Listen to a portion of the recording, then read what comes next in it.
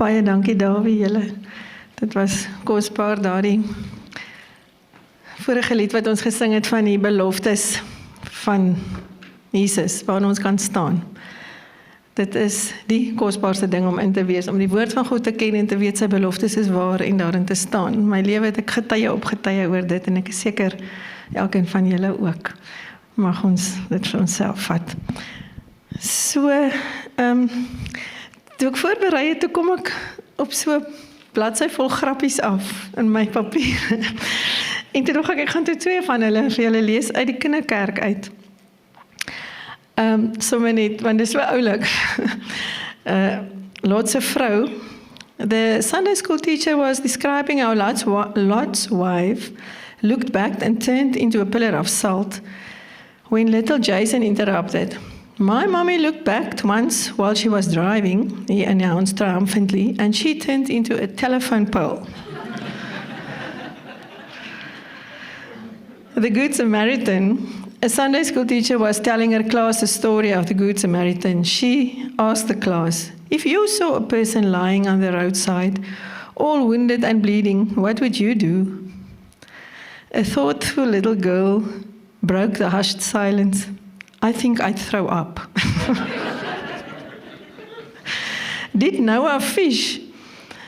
Die juffrou vra, Johnny, do you think Noah did a lot of fishing when he was on the ark? No, replied Johnny. How could he, with just 2 worms?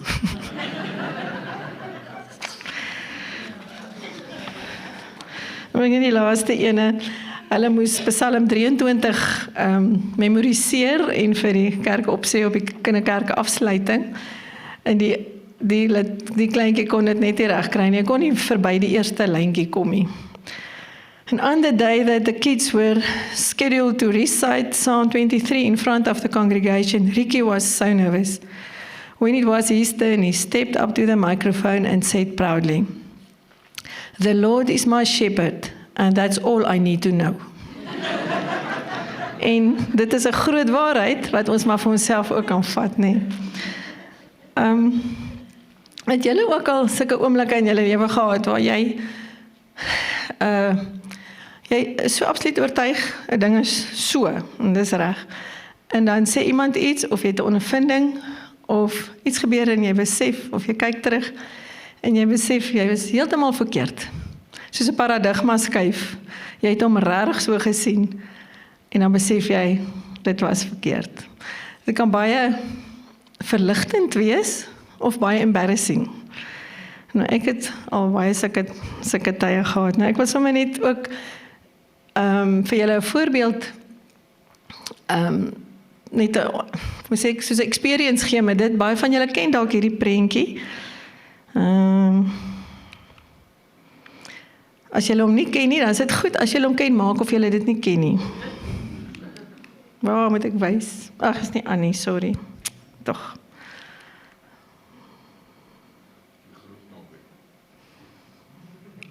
As hy. Daardie, lyk soos 'n ou vrou, nee. Toe ek die PowerPoint vir Charles gee, op die stokkie, ek sê die PowerPoint se naam is ou vrou, toe lag hy so, hy sê, hy kan nie dit op die link uitstuur nie, maar dan gaan baie mense dalk kyk. Maar, so wat sien julle in hierdie prentjie? Dieselfde vrou, met net bietjie meer ingekleer.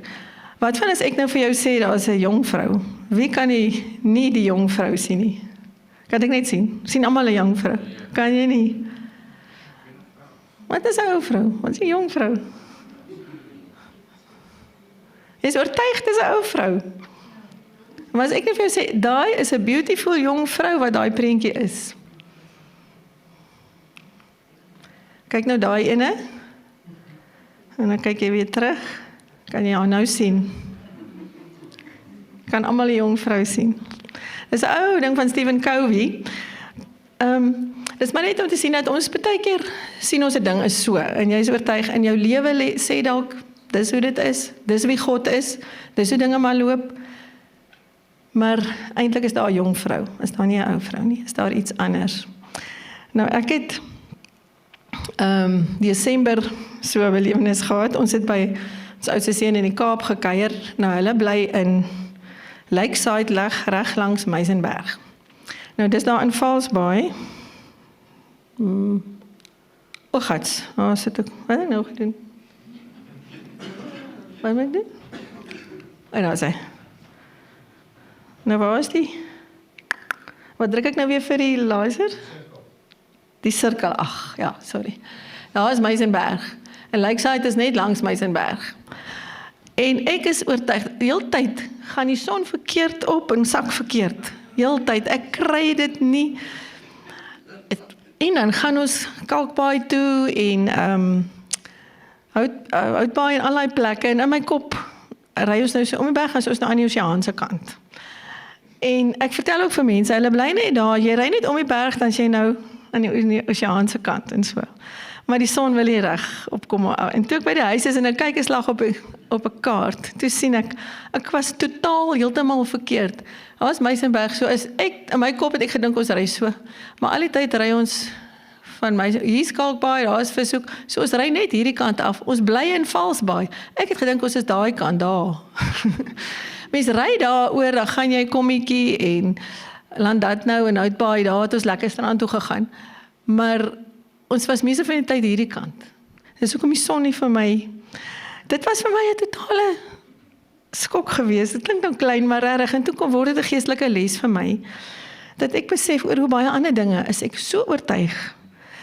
En ek het so opinie oor baie dinge, oor God se werking in my lewe, oor mense, oor situasies, oor goeders wat my man doen miskien, of dinge, en al die tyd is ek so verkeerd. Dit het my van Desember af, die Here so in my hart gewerk, dat ek hoop, baie meer yielding geword het in my hart, van wat wil die Here vir my sê, en hoe ek na dinge kyk, en sê, okay, ek sien is nou so, en ek is dalk ontsteld hieroor, maar die Here het 'n heel ander prentjie. Dit is die belangrikste om sy prentjie in die situasie te kry, en dis waaroor ek net vanoggend so kortliks met julle wil praat, verligte oë van die hart. Ons lees in Efesiërs 1 vers 15 tot 20, waar hy bid, Paulus vir die Efesiërs, en hy sê vir hulle, ek het gehoor van julle geloof in God en julle liefde vir die heiliges, ek dank God daarvoor, maar dis nie waar hy bly nie, hy sê, maar van daar af bly ek onophoudelik vir julle bid, so belangrik is dit, dat julle verligte oë van julle verstand sal ontvang van die Here af. Die Engels sê, the eyes of your heart were flooded with light. En in hierdie spesifieke geval bid hy vir hulle dat hulle sal verstaan wat is die hoop van hulle roeping. Vir ons is dit ook, wat is die volheid waarvan God ons ingeroep het, toe ons gesê het ja vir hom in ons harte. Daar is soveel meer as net dat ek tot bekering gekom het, met groei. Wat is die rykdom van sy erfenis in ons? Jesus Christus het in ons 'n erfenis wat ons moet ingroei, en dan ook wat is die uitnemende grootheid van sy krag. Die Amplified sê van, ja, sê dit baie mooi, van daai krag wat in ons werk en deur ons werk. En dit is ook iets wat 'n verligting lig in ons harte moet wees, dat ons daarin staan in werklikheid. Maar dan sien ons dat in die Bybel is daar baie voorbeelde van plekke waar mense 'n sekere opinie, persepsie gehad het, en eintlik was die waarheid anders, en dan het hulle uitgemis, of dit was 'n wonderlike openbaring toe hulle die waarheid sien. En ek gaan deur so 'n klompie voorbeelde gaan, en soos wat ons daardeur gaan, laat dit die Heilige Gees miskien vir jou wys, waar staan jy dalk? Miskien is jou situasie heel anderster, maar miskien is jy een van daai persone in daai scenario, of hy wys iets, ja, ek moet, Here, wys my u prentjie. Ek was bietjie anderster. Ons gaan begin met Lukas 18. Eintlik die hele hoofstuk, maar ek gaan eers begin by vers 31. Die disciples. Jesus en die disciples is op pad na Jerusalem toe, en hy is besig om vir hulle te probeer voorberei, dat hulle kan gereed wees vir wanneer die slegte dinge met hom begin gebeur daar. Hy wil hulle waarsku en voorberei, dat hulle saam met hom kan staan, maar ook dat hulle kan vasstaan. En hy vertel vir hulle dat hy gaan oorgelewer word. Mense gaan op hom spoeg en hom slaan en hom sleg behandel, en hy gaan doodgemaak word.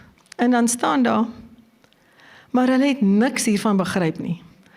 Hierdie woord was vir hulle bedek en hulle het nie verstaan wat gesê is nie. Dit was net heeltemal toe. Hulle het nie eens 'n gedagte gegee, eintlik geluister nie, want in hulle prentjie was Jesus die Here, die leier, hy gaan die Romeine verslaan, hy gaan koning wees, hulle gaan in sy regter en linkerhand sit, hulle gaan 'n posisie hê in sy nuwe regering, en hierdie was net glad nie vir hulle enigsins verstaanbaar nie.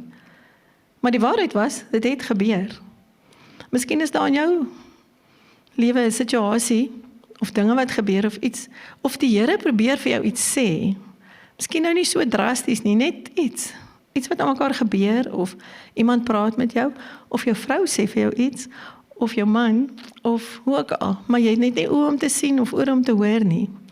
Mag ons harte oop wees, om te hoor, wanneer Jesus praat. En wat was toe die gevolg daarvan, dat hulle hom nie kon hoor nie, is dat, hy het dit gesê, in die volgende, dis nou van die ander evangelies beskryf hulle dit, dat toe begin hulle stry oor wie is die belangrikste onder hulle, wie gaan die hoogste posisie hê. En hulle was totaal in die vlees, totaal op 'n ander plek as wat Jesus hulle wou vat. En dit gebeur baie keer, as ons ook nie die situasie reg sien nie, of dit gaan oor myself, dan mis ek wat God vir my wil sê. En as ek besig met die verkeerde vrae, en met die verkeerde goed in my gemoed, terwyl God eintlik vir my 'n groot openbaring wou gee.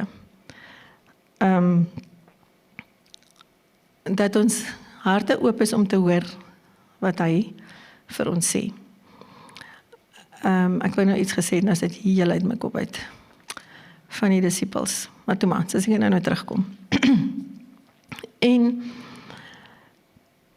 wat die volgende gebeur is, dat hulle stap nog aan, Jerusalem, toe kom hulle verby Jerigo, en daar sit hierdie bedelaar al vir sy lewe lank seker, en bedel maar, want hy was blind. Sy naam Bartimeus. En hy hoor die commotion en die skares wat verbykom, en hy vra wat gaan aan, en hulle sê vir hom, Jesus van Nasaret gaan verby. Dis hierdie ou van Nasaret af, wat verbykom, dis wat gebeur. En Bartimeus, al was hy blind, het hy 'n ander sig in sy hart gehad. Weet nie waar hy gehoor het, of hoe dit gekom het nie. Maar hy begin onmiddellik uitroep. Hy roep nie Jesus van Nasaret nie, hy roep Jesus, seun van Dawid. En wat sê dit? Hy het geglo hy is die Messias. En hy het geglo, dis hoekom hy al harder geroep het. Want hy het 'n verligte oë van die hart gehad om te weet wie Jesus regtig is. En uitgeglo, Jesus kan vir hom iets doen. Daarom kon hy, toe die skare vir hom sê, bly stil, bly net stil, hulle almal maak hom stil. Hy het hom nie gesteer aan hulle nie, hy is 'n arm bedelaar, hy is afhanklik van hulle almoses, maar hy gee nie in op daai druk nie, hy roep al harder, want hy het 'n insig in sy hart gehad, wat die ander nie gehad het nie. En hy roep al harder, en Jesus stop en sê, bring hom na my toe. En hy vra vir hom, wat wil jy hê moet ek vir jou doen? Jesus het obviously geweet hy's blind, geweet wat hy wil hê. Hoekom het hy hom gevra? Het was nodig dat hy dit verwoord. Dat hy kan sien, Here. Hy het reeds gesien, hè, maar die Here het vir hom ook sy fisiese sig gegee. En ek dink dis die belangrikste gebed wat ons ook kan bid, dat ek kan sien, Here. Gee vir my verligte oë van die verstand. Dat ek ook kan staan in 'n situasie wat vir my sleg is. Partykeer is daar miskien iets wat jy die Here voor vertrou, of in 'n goddelose situasie in jou werk of iewers, wat jy staan vir die waarheid. En die druk is daar om jou stil te maak. Om te sê, ag, weet jy wat, dit help tog nie. Of, die Here antwoord nie, maar om al harder te roep, want jy weet wie is jou God. Om daardie innerlike, dis daarom nodig, om daardie innerlike openbaring in jou hart te hê, wat God vir jou gesê het, of wat die situasie is. Partykeer kan alles in mekaar val, maar jy weet, God het dit gesê, en daarom kan jy staan, en hoop hê, en moed hê, en al vat dit dalk lank, of al vat dit nie so lank nie, but to stand in the truth of who Jesus Christ is and what he said to you. En om altyd te vra, Here, wat is u prentjie? Nou onthou ek wat ek wou sê. Graham Cooke skryf, hy sê, elke keer as iets gebeur wat moeilik is of so, dan hy sê, God does nothing. God is a relational God. Everything he does is relational. As daar iets gebeur, dan gaan dit oor jou verhouding met hom. En sy eerste gebed altyd as iets gebeur wat hy nie verstaan nie of sleg is, sal hy sê, what does this mean for our relationship? So this is an upgrade again. As daar iets gebeur, kan dit net my verhouding met God dieper vat. As ek daai ingesteldheid het, en dis nie altyd maklik nie, maar dis net met hulp van Heilige Gees. As ek kan sê, Here, goed, vat my dieper, laat my nog 'n plek in die hart leer ken. Maak vir my nog iets oop van wie U is. Ek verstaan nie hierdie ding is vir my verskriklik moeilik. Maar vat my dieper met U. En daar is soveel getuienisse van dit wat gebeur. So, hierdie Bartimeus, dit het my so getref, ek het dit nog nooit so raak gelees nie, dat hy begin roep, het Jesus seun van Dawid, en dat ons daardie verligte oë van die hart sal hê, om te weet wat God vir ons doen. Nou, as ons dan nou kyk, so ek wil vir jou vra, is jy 'n Bartimeus wat vas staan en harder roep, of is jy daai skare wat stil maak en sê, nee man, jy is dom om dit te doen, of wat ook al, of wat iemand anders stil maak, of nie positief is nie. Of is jy daardie mense wat sê, kom, ons vat jou na Jesus toe. Kom, ons meet onsself net. In daai prentjie kan mens dit so sien. Lukas 18, vanaf vers 1, dis interessant, al die dele daar, een of ander paradigma skuif in het. Onthou, dis nou gaan oor die jong vrou of die ou vrou, wat sien jy? Daar so vertel Jesus die storie in Lukas 18 vers 1, die van die weduwee en die onregverdige regter. Hierdie arme ou vroukie, sy is weerloos, sy het niks nie, en die vroue ook geen, as daar nie 'n man is wat vir haar kon beskerm of iets doen nie, dan het hulle niks gehad nie.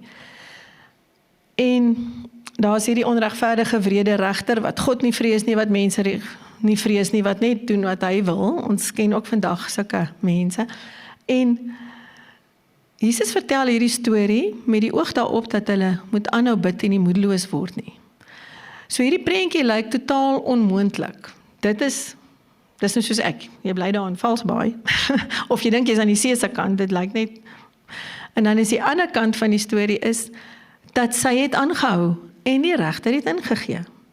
Hy het gesê, miskien kom ek doen net aan haar reg, want net nou kom sy nog en slat my op die neus. Wat sal hy nou bang wees daarvoor? Maar die punt van die saak is, sy het gekry wat sy wou, omdat sy aangehou het en nie moedeloos geraak het nie. Dis die ander prentjie. So mag elkeen van ons aanhou en nie opgee op wat ook al God vir ons gesê het nie, of wat dit ook al is wat ons moet uitleef, wat ons roeping is, of wat jy weet in jou hart, moenie moedeloos raak nie. Hou aan, want daar is 'n ander prentjie. Wat is God se waarheid? Gryp hom vas. Dan sien ons die volgende stukkie, vanaf vers 9, is van die fariseer en die tollenaar, wat Jesus ook die storie vertel, hulle gaan bid. Die fariseer, hy is die ou wat alles uiterlik reg doen. Hy is reg en hy staan mooi vroom en hy bid. Al die regte woorde. Die tollenaar is nou daai ou wat jy nou nie naby wil hê nie. Hy ruik dalk nie lekker nie, almal hou niks van hom nie, want hulle is kroeks en hulle doen verkeerd. En hy staan en in die opregtheid van sy hart roep hy uit, Here, wees my genadig. Wat was die verskil? Hy was eerlik. Die fariseer het nie gepraat wat in sy hart is nie, hy het gepraat wat buite omreg is.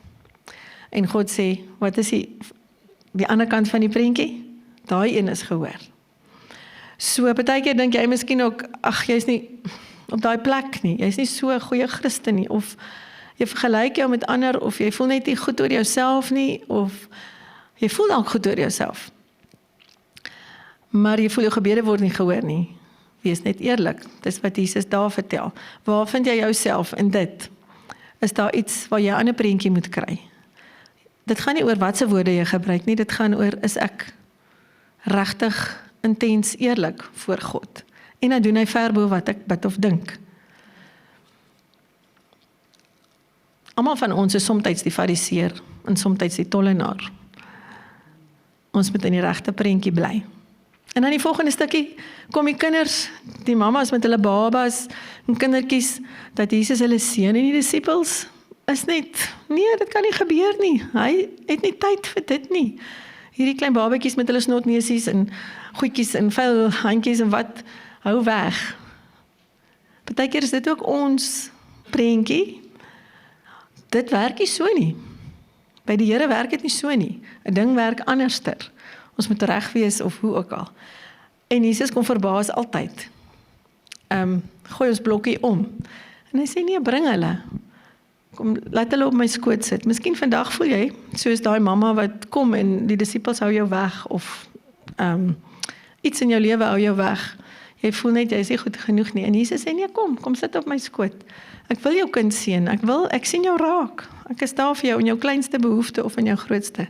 Dit is alles hoe ons baie keer in 'n godsdienstblokkie is, of in ons verhouding met Jesus.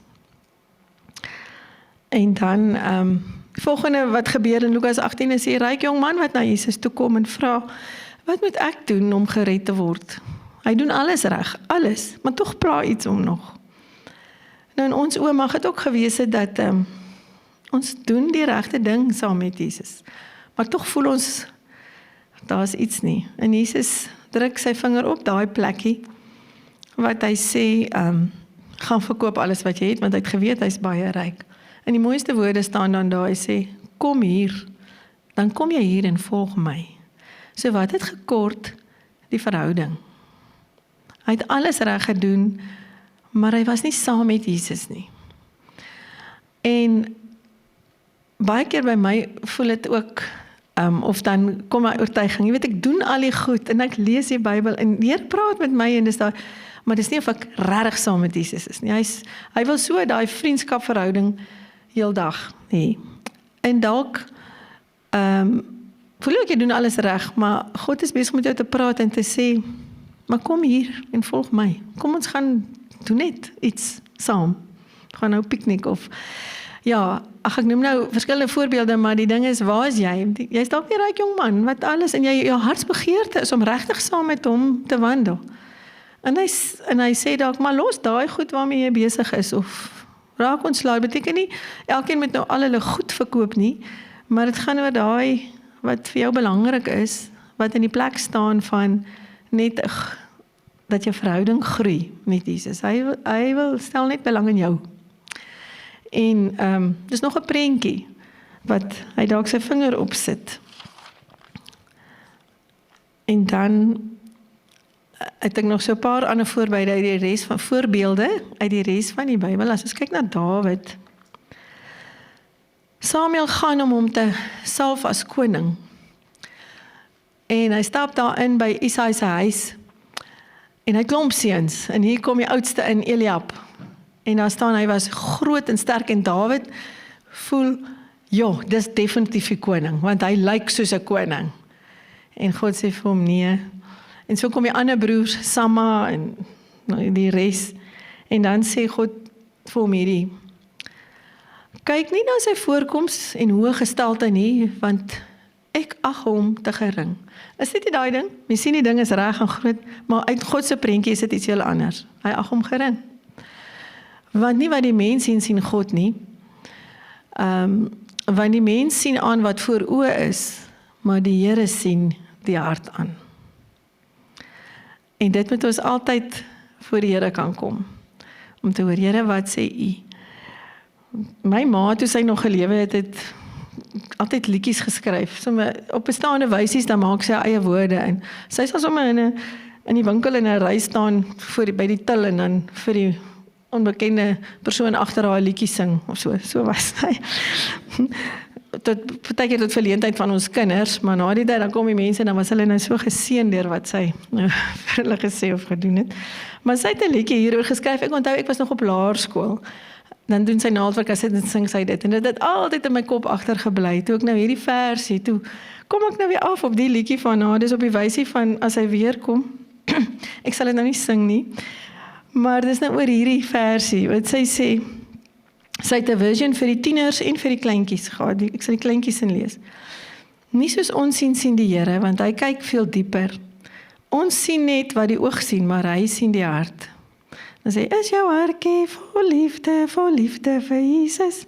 Kwel jou nie oor hoe jy lyk nie, want hy sien die hart. Het gaan so lekker op, nie vir Samma die sterkste of Eliab die mooiste, maar vir Dawid wat hom lief het, moes Samuel gaan salf. En vir die tieners nie net mooi is en sterk is en slim is, kies Jesus, hy het gesterwe vir almal en roep ons na hom. Kom na hom toe, hy maak jou soos God jou bedoel het en hy salf jou en stuur jou, hy woon in jou hart. Dis maar net God sien anders as wat ons sien. En ook vir jouself, jy dink dalk jy is nie gekwalifiseer nie. En dan kyk ons in Johannes 6 waar Jesus op die water loop. En die disippels is in die bootjie en hy kom aan en hulle is vreesbevange en hulle dink dis 'n spook. Hulle is vreesbevange, hulle dink dis 'n spook, want hier stap iemand op die water. En dink net daaraan toe hy vir hulle sê, moenie bang wees nie, dis ek. En hy klim by hulle in die boot en die volgende oomblik is hulle sommer by die kant van die meer ook. Wat 'n situasie in jou lewe lyk dalk soos 'n spook? Dit maak jou beangs. Jy kan nie 'n oplossing sien nie, dit maak nie sin nie. Hoe gaan jy daar uit? Dis die een prentjie. Dit lyk dalk soos die ou vrou. Wat is dit wat God wil wys? Sê, moenie bang wees nie, dit is ek. Ek werk hierdeur. Ek kan hierdeur 'n ding vir jou skuif. Dis maklik om goed met die kop te sê, maar in jou situasie om werklik God te glo. Dis reg, hy gee my sy vrede. Dis nie 'n spook nie. Of dan in Johannes 7 lees ons, daai vers 42 en 43, waar Jesus teach daar in die tempel en die mense sê, joh, hulle het nog nooit iemand so gesalfd voor preek nie, en hy moet die Messias wees. En dan mompel al die ander rondom en sê, maar nee, dit kan nie wees nie, hy is van Nazaret. Die profete sê, Jesus kom van Bethlehem af, die Messias sal van Bethlehem afkom, en dat hy die seun van Dawid sal wees. So hy kan nie wees nie. So hulle diskwalifiseer hom, maar hulle prentjie is verkeerd. Hulle weet nie, hy is eintlik in Bethlehem gebore nie. En daar mis hulle uit op dit wat God vir hulle wil doen. Hoeveel keer mis jy dalk uit op iets wat God vir jou wil doen, net omdat jy 'n sekere ding wat gebeur, nee, dit pas nie in die blokkie nie. God wil deur alles met jou praat. En Paulus is die klassieke voorbeeld, hy ry op sy perd om die Christen te vervolg en hy glo met sy hele hart, hy is besig om God absoluut te dien. Die saak waarvoor hy sy alles gee, dit is die regte saak. Maar hy is so verkeerd. Totdat hy met Jesus ontmoet en hy van die perd afval en Jesus vir hom sê, hoekom skop jy so teen die prikkels? En hy sê, wie is u? Hy sê, ek is die Jesus wat jy vervolg. Wat is skok? Dis my wat jy vervolg, nie die Christene, of ja, jy het gedink jy roei nou 'n sekte uit, maar dis my. En dat, ja, baie keer het ons daai skok nodig van die Here, om te sien, waarmee was ons nou eintlik besig. En dan, vir my die beste een, en dis nou die laaste voorbeeld, is die verlore seun. Hy sit by die varkpele, hy het sy pa se geld alles uitgemors, hy het niks oor nie, en hy besef, maar in sy pa se huis, gaan dit beter met die slawe, as wat hy nou hier het, so, kom hy gaan terug. In sy raamwerk is daar nie 'n moontlikheid, dat hy as 'n seun in die huis kan terug wees nie. Ek is dit nie werd om meer die seun te wees nie. Dis sy prentjie, dis waarvan hy oortuig is. Maar hy kan tog gaan vra, kan hy nie maar net werk as 'n slaaf in sy pa se huis nie. En wat is dit wat hom, toe hy by die huis kom, waarin loop hy in? En 'n pa wat hardloop met oop arms en hom ontvang. Totale ander prentjie. En dadelik vir hom skoonklere aansit, 'n ring aan sy vinger, skoene aan sy voete, om vir hom te sê, jy's my seun, niks verander dit nie, kom in. En miskien is dit die prentjie waarmee ons van tyd tot tyd die meeste baie keer doen dit ons in ons eie hart voel. Maar ek is maar net nie goed genoeg nie, ek is net nie werd nie. Maar intussen sit jy aan die tafel, in die huis. Ons hoor dit so baie, maar is dit jou werklikheid in elke situasie? dat hy vir jou daar is. En daarom kan jy met vrymoedigheid uitgaan en hom dien, en ander lief wees, en vir ander die goeie nuus vertel, omdat jy weet waar jou plek is. As jy die mentaliteit het van, ja, ek is nie goed genoeg om 'n seun te wees, ek is maar net 'n slaaf, dan is jy hard op ander mense, dan het jy niks om vir ander mense te gee nie. Dan stoei jy net met jou eie goed, en dit maak jou vry om uit te gaan en na ander om te sien, en vir hulle lief te wees, sonder om te perform of God se goedheid te verdien. Mag die Here vir ons net nog dieper vat in dit, en ons nog meer vry maak om sy liefde en sy lig uit te deel aan ander. En hierdie goed gebeur deur die vernuwing van ons gedagtes. Romeine 12 vers 2, wat Paulus sê mos, word nie aan hierdie wêreld gelykvormig nie, maar word verander deur die vernuwing van jou gemoed. En hoe gebeur dit? Dis om te dink waaroor jy dink, en te sorg dat daar nuwe prentjies in jou hart kom. Dit was my totale vernuwing, om te weet al daai dorpies waar ons nou so lekker gekyk het lê in Valsbaai, en nie aan die ander kant. Dis 'n simpel voorbeeld, maar dit het vir my so gewys hoe verkeerd ek kan sien, maar hoe wonderlik dit is om die waarheid te kry. En van dan kan jy reg beplan, dan kan jy weet wat se rigting moet jy gaan. En ek vra daarso, wanneer laas het jy 'n nuwe gedagtepatroon gevestig? Ons raak so gewoond aan ons eie gedagtes. Iets trigger, dan gaan dit maar net in daai spiraal af. Wanneer laas het jy dit vasgevat en gebring en gesê, Jesus, wat sê U hieroor? Wat is die waarheid? En daai gedagte toe te pas. Ek is 'n koningskind, ek is deel van U. Ja, dis net belangrik om ons gedagtes vas te vang. En dan die laaste versie, Spreuke 3 vers 5 en 6, so bekend, maar so waar. Vertrou op die Here met jou hele hart en steun nie op jou eie insig nie. Kry God se prentjie. Ken hom in al jou weë en hy sal jou paaie gelyk maak. Ons het ons eie insig, ons maak ons eie besluite, ons doen nie goed, dan loop goed verkeerd en dan beskuldig ons die Here. Sê, waar was die Here nou heen? Hoekom laat hy dit toe in my lewe? Hoekom dit? Maar het jy hom met jou hele hart vertrou? Het jy hom in al jou weë geken, vir hom gevra? En ek weet baie keer dan gebeur daar nog steeds goed. Jy het die Here geken in dit alles, dan gebeur daar nog steeds goed, waarvoor ons nie antwoord het nie. Maar dan kan ons nog steeds soos Bartimeus staan en sê, maar hy is die seun van Dawid, hy is my redder. Maak nie saak wat die omstandighede en die mense om my sê nie. Ek vertrou hom. En hy sal vir my deurkom. So, ja, ek vertrou dat die Heilige Gees vir ons almal sal wys, wat is daai plekkies waar ons moet skuif. Miskien is dit net oor hoe ek my kind hanteer, of net oor hoe ek dink oor die toekoms, of oor myself. Mag sy prentjie vir jou inkom. Ek wil vir ons ter afsluiting nog so 'n storieetjie lees wat Tony Campolo vertel het. Oor hierdie, hy was 'n usher by die kerk, en hy het nie veel gedoen blykbaar nie, maar toe vra hulle hom om eenmaal 'n maand die jeug te ry na die ouete huis toe, waar hy eenmaal 'n maand 'n bediening doen by die ou mensies, en dat hy die bussie ry, en hy het dit gedoen, want hy het geglo, ofwel, hy was toe gehoorsaam om dit te doen.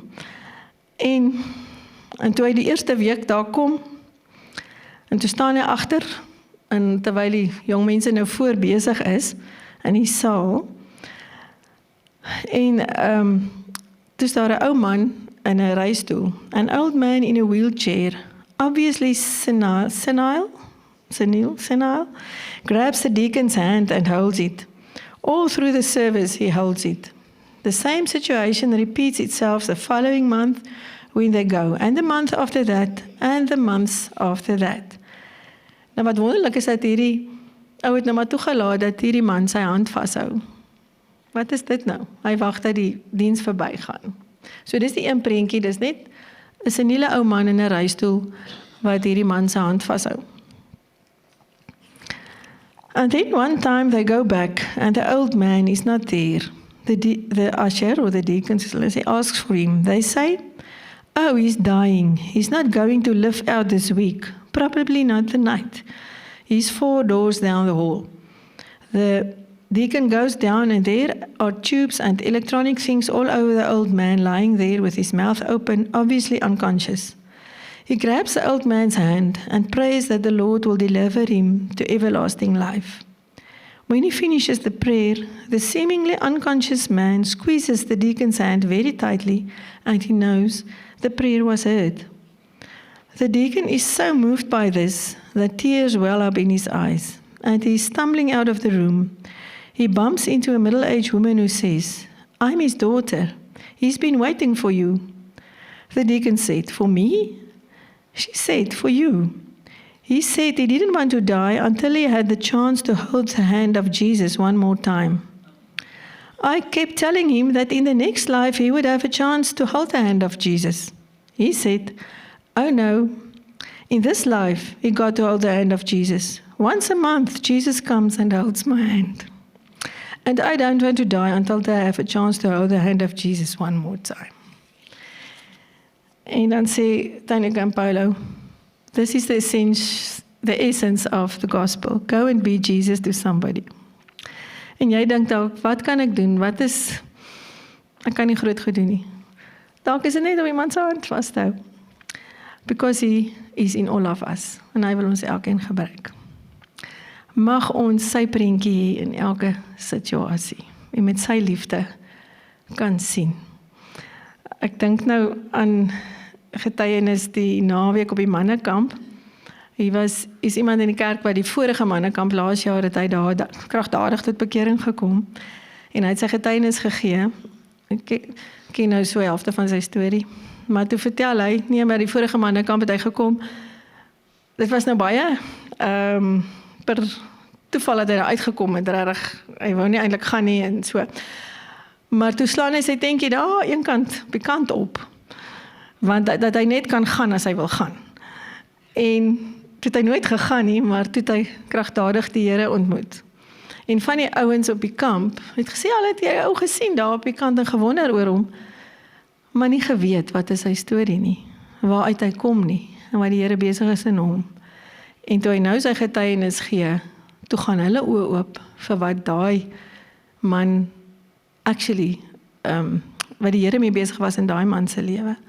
En mens weet nooit wat gaan dalk in iemand langs jou se lewe nie, hoekom tree hy so op nie. Mag ons God se hart hê, en mag ons gewillig wees dat iemand ons hand vashou, al sien ons nie. Kom ons bid. Vader, U alleen kan vir ons U prentjie wys elke keer. Ons wil net ons harte oopstel vir U. Heilige Gees, ek bid dat ons sal sien die liefde wat U vir ons het, wat ons regtig in U huis is, maar dat ons ook die verlore wêreld om ons sal sien en U liefde kan uitvat na elkeen wat dit nodig het. Help ons om die dinge te los wat in die pad staan en regtig ons oë op U te hou en op U te vestig. En ook daardie plekke waar dit moeilik is en vir ons soos 'n vallei voel, ook te kan sien wat U sê, te kan hoor, nie net aan ons negatiewe gedagtepatrone vas te klou nie, maar U toe te laat om ons verligte oë van die hart te gee. Kom seën elkeen met 'n wonderlike Sondag en vakansiedag ook nog môre, met elkeen met die bewustheid van U teenwoordigheid as ons alleen is, maar as ons saam met mense is om te weet wat U deur ons wil doen. Ek seën elkeen met ja, U joy in ons lewe in Jesus naam. Amen.